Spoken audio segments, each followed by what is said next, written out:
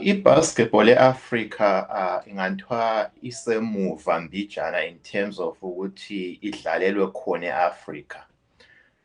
Ama-players yebo akhona avele e-Africa adlala kuma-league amakhulu, ikakhulu i-NBA. I think nxa sikhuluma nge-basketball, ikakhulu sikhangelele i-NBA eyiyo lapho eyi-cash cow. So there are many leagues kwezinye indawo. Uyabona amazwe njengabo-Israel, ama-European countries ala i-basketball. But nxa sikhuluma nge-basketball ikakhulu,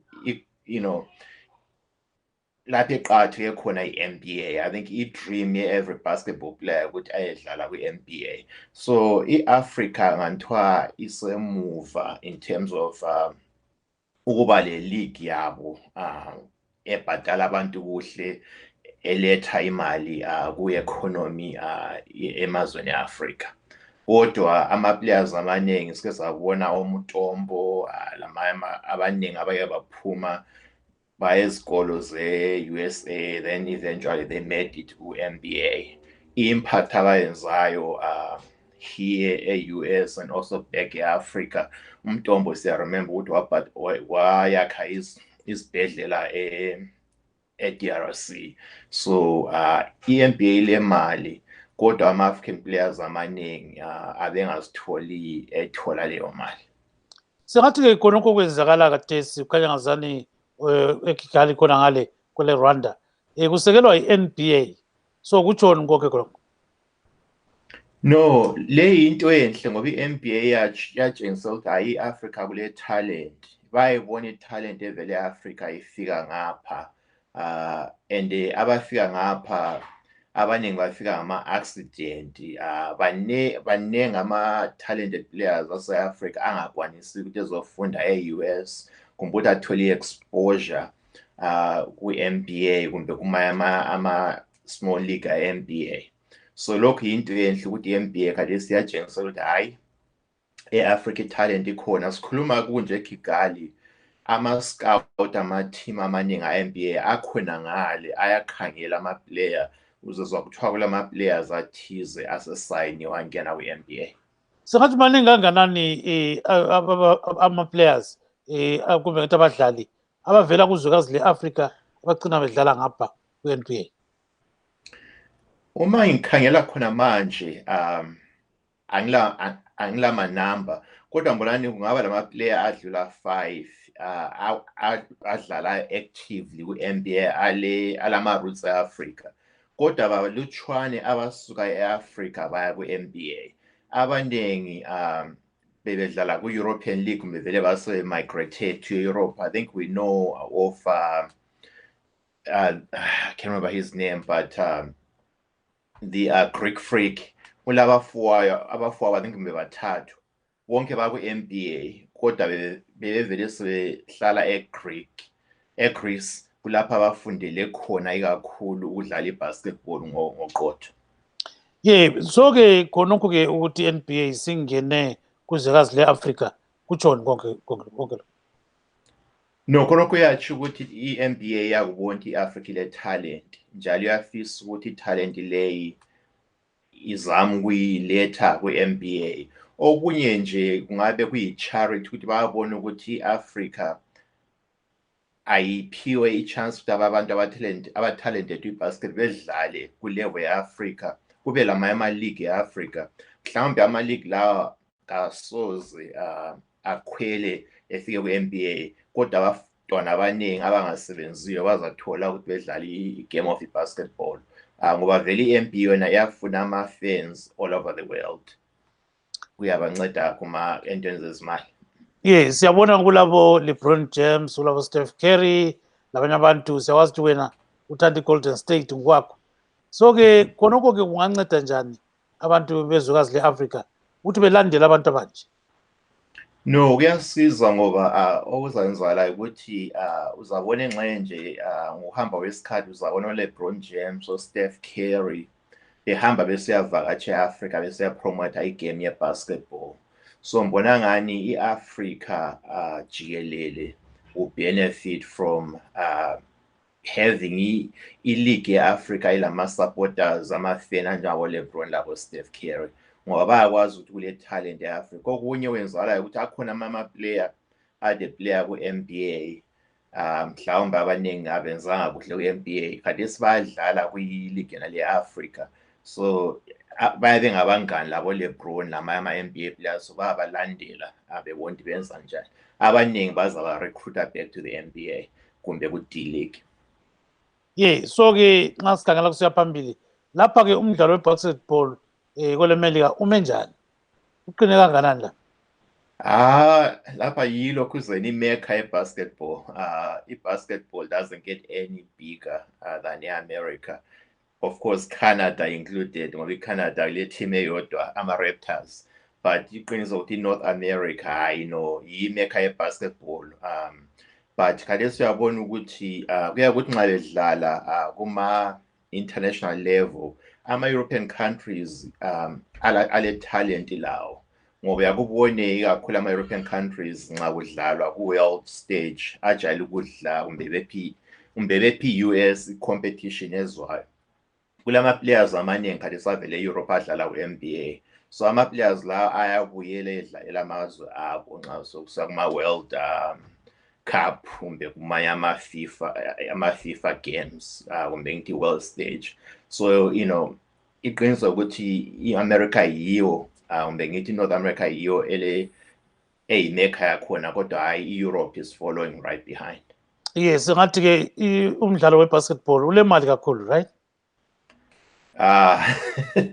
Imali ikhona nje zama-players uthi uholiswa ama-200 million in 4 or 5 years. Imali ikhona. I think igame ye-basketball ile mali compared to i-soccer e-Europe. I-football lapha meaning i-American football ayibhadali kangako, but i-basketball hayi ama-stars, the people that are doing well, imali balayo on average I'm sure umuntu ngamunye ngomnyaka bathola more than ama-15 million. Wena i-Golden State wayithandelani? I-Golden State ngayithanda from ekuqaleni, and i-Golden State ngayithanda ingakawini. Ngayithanda esiqalisana kuma-early 90s lapho engaba hooked to i-Golden State kusiya ku-early 2000, but ukuthi sokufika o-Curry sewina ama-cup lapho-ke uthando lwaqhubekela phambili. Ngiyazi ukuthi last year lalonyaka amasizini la amabili adlulileyo into azihambanga kuhle, kodwa hayi i-team iza-rebuilda ibuyele ku-stage okuba wabawinayo ama-cup again. Kulo muntu ongabuza sibili nje akwazi eZimbabwe abantu bathakazelela kakhulu inguqu nxa siqathanisa le-basketball, so umuntu ungamkhanga ngani uthi ngena phela la ku-basketball uyobona ukuthi kunjani? Nxa umntwana omncane o-athletic ngizamtshengisa ukuthi i-basketball one ile mali, kwesinye isikhathi uyathola ama-scholarship iqiniso e-university udlala i-basketball ngapha uthola imfundo.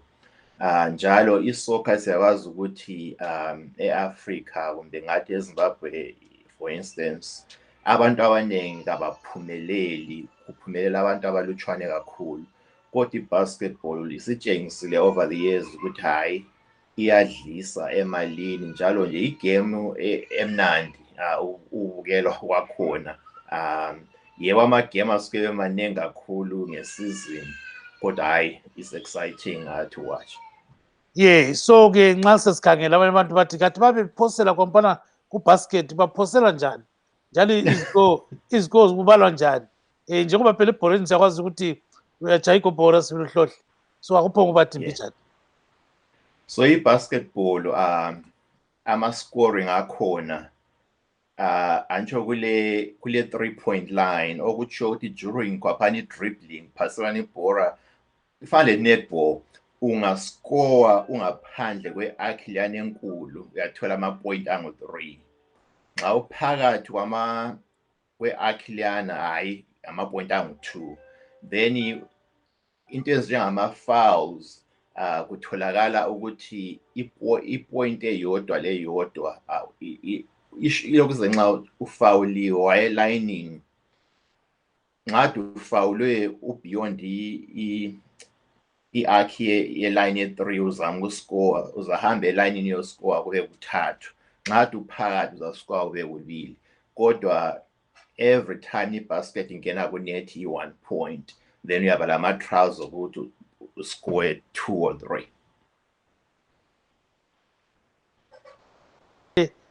eRwanda sibone ukuthi xa wona sukhangele okuyaphuma khona ngale kule Angola kule Mozambique kule Egypt kule Rwanda so lezi sezingena kuma semifinals wena yakho imali ifaka ngapha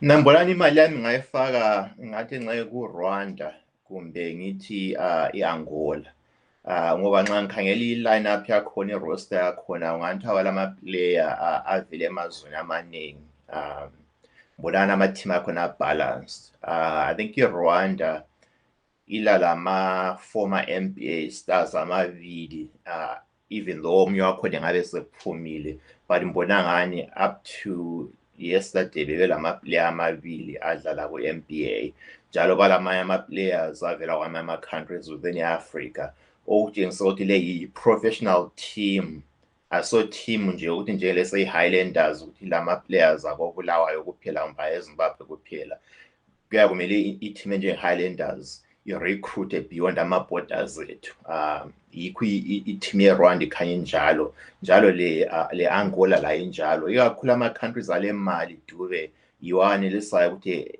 ehuge ama-players even esuka ku-NBA ebezodlala ema-teamini nawo so i-Angola sazi le oil indawo enothileyo i-Rwanda I think upresident wakhona is very strategic even though kwesikhathi ngiyacabanga ngene ipolitics ku-league yakhona but imali ngesaba ukuthi eholisa ama-player so ukuze umuntu angene ku-league yena leyo silabo Mozambique oLuanda Angola lamanye amazwe kwamele ukuthi ilizwe elinjengele Zimbabwe lenzeni uze lingene phakathi phela ilizwe nje leZimbabwe likhatshana ngoba one kumele liqale khona ukuthi lidevelop iskill at the local level like kunje kobulawayo angilasho ukuthi kule team yebasketball so kumele kube le team njenge Highlanders ukuthi yi-team yebasketball and then kumele beqale njalo be-recruit abantu even from outside ayikhona ukuthi kube ngama-local talent kuphela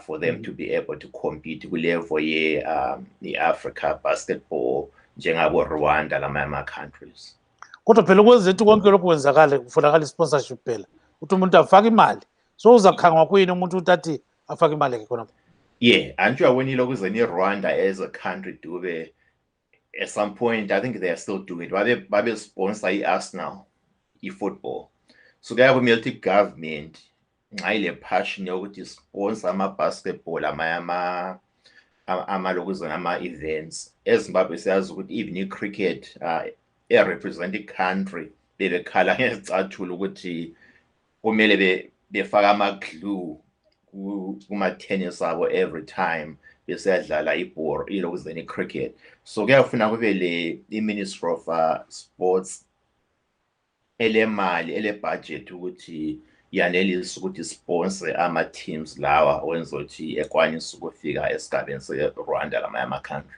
kodwa abantu bangayilandela yini i-basketball kakhulu siyakwazi ukuthi kulamanye amaqembu lapha lalapha kobulawayo kube kusiba lamanye eHarare kube kusiba le-basketball Union of Zimbabwe ungabakhanga othi kufake kanje ungaba-encourage ukuthi benzeni ukuze behlume lapho iZimbabwe ile challenge mengathi ama-countries amaningi e-Africa le challenge ngoba abantu abaningi bathanda isoccer kakhulu so nxa ubuya mina ngikhule isoccer ngalandaba layo nangu-rugby ngandlala i-rugby was very popular i-basketball I think during our time I know kwakulama-teams even emzilikazi kwakulama-teams e-basketball but mbona ngani as a country nje i-basketball asiyo sport that is important kakhulu ayipromothwa kangako but